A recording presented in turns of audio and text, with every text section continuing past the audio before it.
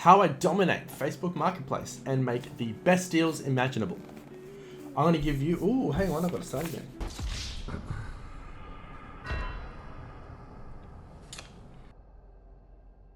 How I dominate Facebook Marketplace. Pro tips to giving you the best deals you can. If you want to consistently make the best deals on Marketplace, by the end of this video, you're not going to only know how to get the best deals. You as a techie are going to know how to build a cheap gaming PC where you'll be able to max out your profits using the used market like Facebook Marketplace. We're going to learn 3 key strategies of using people skills, not bargaining skills. And let me show you some of the stuff. Everything you see on the table here cost me $0. Everything you see. And I couldn't even fit everything on the table. This is a Kraken 360 AIO. This cost $250 brand new Australian. Free. All because of these 3 strategies that you're gonna know how to do. Stay with me. All these skills translate into any industry, any niche that you're a part of. Anything. Spoiler alert, it's all people skills. But they're so easy. We are all so tightly wound on things like Craigslist and Facebook Marketplace. So these people skills translate flawlessly, even if you're not the best with people. I'm gonna show some conversations I've had with people just as I'm talking, and you can see just the way I'm dealing.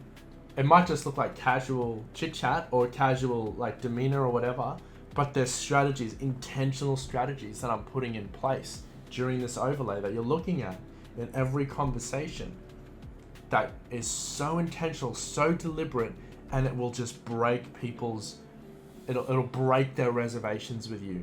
And you are more prone to get freebies, cheapies, and develop a fruitful network of people willing to give you good deals. Let me explain what I mean really quickly.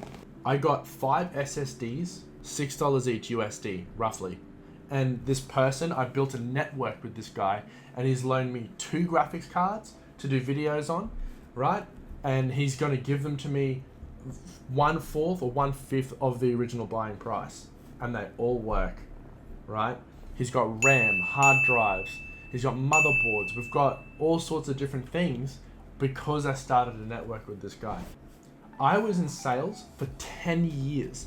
2 of those 10 years was high-end sales, where it was commission only. And if I didn't make a sale, we weren't going to eat. Also, I did a year of study for professional communications and public speaking, all about human psychology and how they communicate to one another. And let me tell you, Facebook Marketplace fails every single successful communication strategy imaginable. That's why it's so easy to develop these relationships. And so all you have to do is do your end right. So with all this experience that I've got, I have condensed it and translated it into this industry for you. The first of 3 points, and that is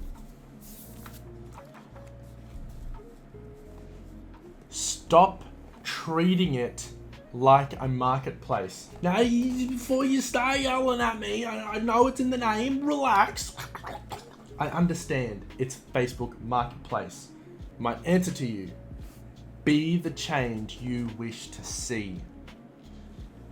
Be the change you wish to see. A marketplace, by every definition, is a place where buyers and sellers gather together to exchange goods for goods or goods for money. Now, what is the difference between that and a Facebook Marketplace?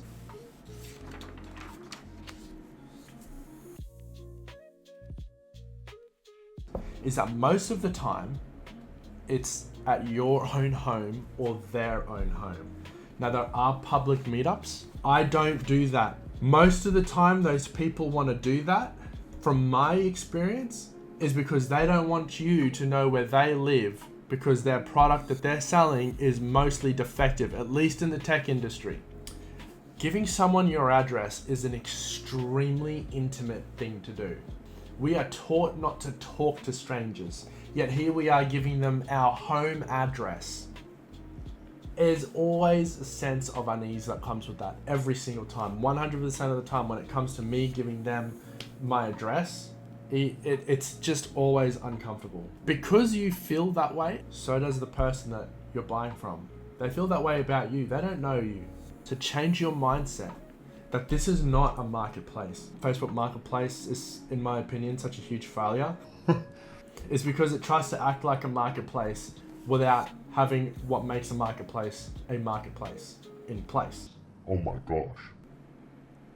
Change your mindset. I know this sounds very simplistic, but stay with me because this is all foundational, and this is the main foundation to building it to something more. Facebook Marketplace is not a marketplace. So now that we've renewed our mind in this, it's time for the second main step.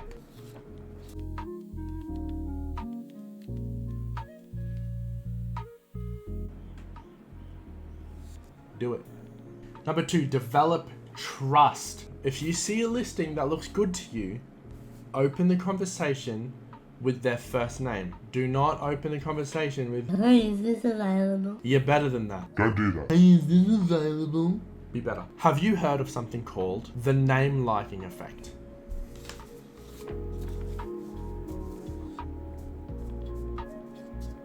Some quick history from my communications course, the name liking effect. Studied by psychologists in the 1960s, shows people respond positively when they hear their first name due to its familiarity. Using a seller's first name instantly builds trust with the seller, and there's an immediate connection. If you say to someone, "Hey, is this available?" when someone just says that to you, it's annoying. It's like they haven't made any effort. They're probably the same people that are going to just not respond to you. Like, that's how they feel when you say that, right? That's why there are so many ads like, will not respond to, hey, is this available? Say their first name every single time. Hey, Jeremy, is this still available?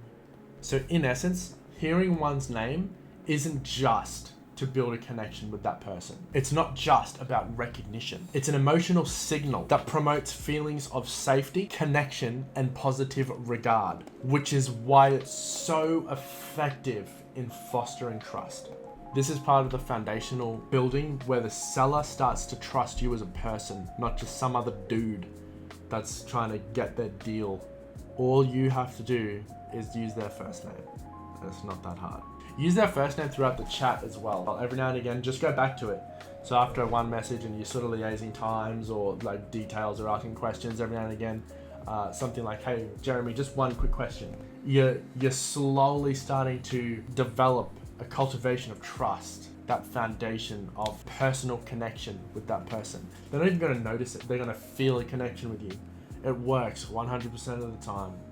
If you're reading the room, or you can see, like, you can make a quick assessment of their profile pic, sometimes throwing things like a bro or a mate is really effective as well. But if you're reading that they don't prefer it, just don't use it. You can usually get that stuff by just looking at their profile picture or just through the conversation. Some people can be extra dry. Like, you just have to read that, but 99% of people don't mind if you throw out a bro or a man or a mate or something like that. Every now and again, substitute that with the name as well. Like, hey bro, yeah, that sounds really good. I can do that. It's taking out the marketplace culture. When you start the conversation, use lingo. Hey Jeremy, is this still up for cheeky dibs? Or can I still snag this one?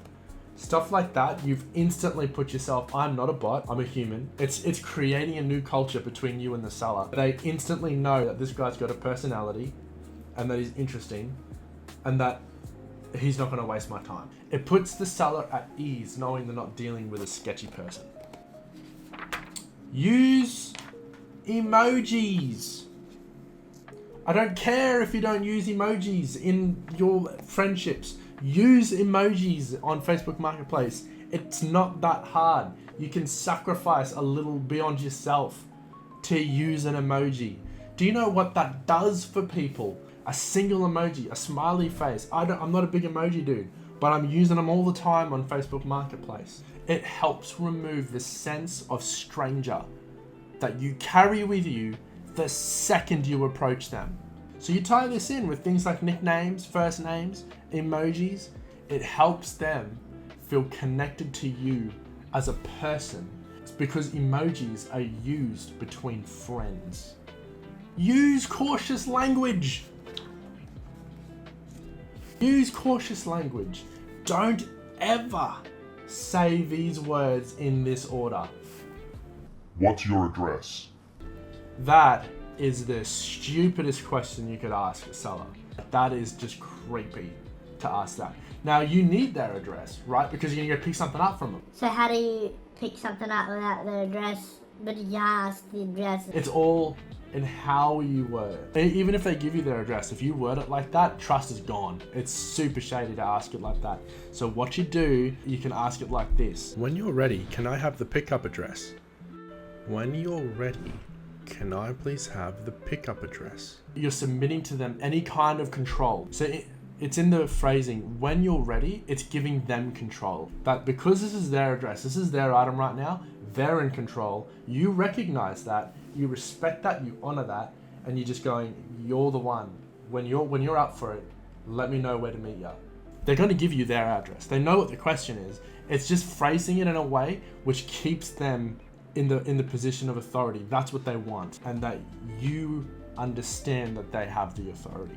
So you top this with the rest of the stuff you've learned so far, you're creating a huge sense of trust between you and the seller. And now at this point, they're not waiting on a stranger to come and collect. They're waiting on Joel.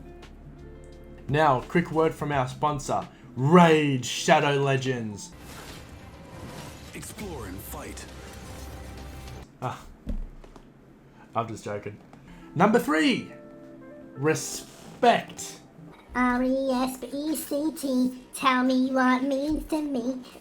Respect.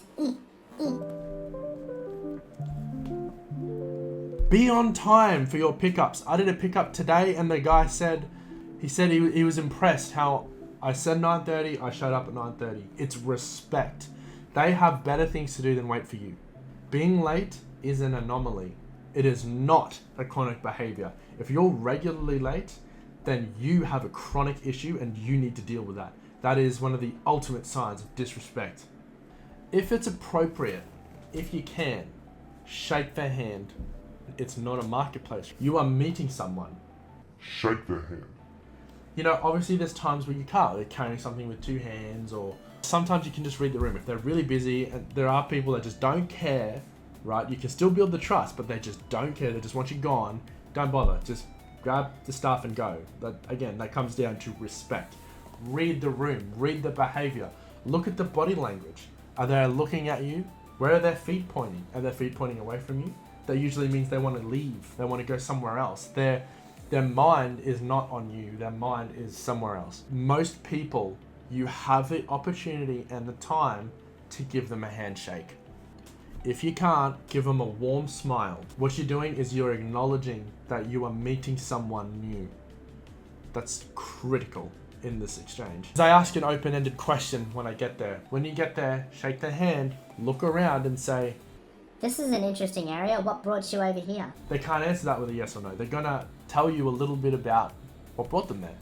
And you're solidifying, you're acting on the trust you've spent building with them, right? If you're a tech geek like me, so one thing I often say when I'm buying power supplies or motherboards or CPUs, I say, what did you upgrade to? Again, you've built the trust. They trust you already at this point. So now you're just solidifying that, right? That's how I got this guy, this SSD deal, is I just asked a simple open-ended question when I arrived. I looked around and he had a whole bunch of tech stuff and I said, how come you have so much? These contacts, some of these networks I have came from just a simple open-ended question upon arrival. Whether you're flipping PCs for profit, upgrading your own setup, or just finding great deals, these techniques will give you an edge every single time. But you'll also build a network that pays off for years to come. Stop treating it like a marketplace. Develop trust and respect. And then what I want you to do is analyze the sub points I gave you, and I opened each of those points up. Memorize them, understand them, put them into practice. You will see the amount of extra stuff you get, or discounts you get, or networks, or contacts, all of this stuff you will see open up, and it's all a byproduct of just doing this. If these tips have helped you or you found them enlightening, hit the subscribe button, right? Also, let me know if you like communication tips like these, because I've got a wealth of knowledge and experience in this stuff. Hit the subscribe button or I'll eat my own face. You'll be able to see in another video where I use the used market to build a gaming PC and give it away for free. Alright, leave a funny comment and I will put it in my next video and make a song out of it like this.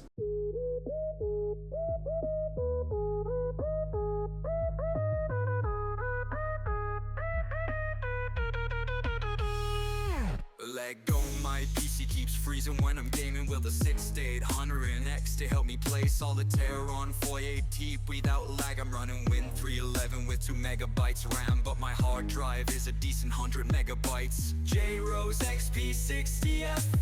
Still unsure of what I'm watching here, but I'm liking it.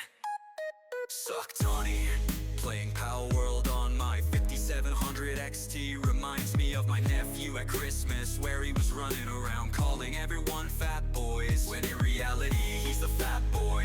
Like and subscribe, leave a funny comment, and you too could be in a song in my next video. Joel Computer Things.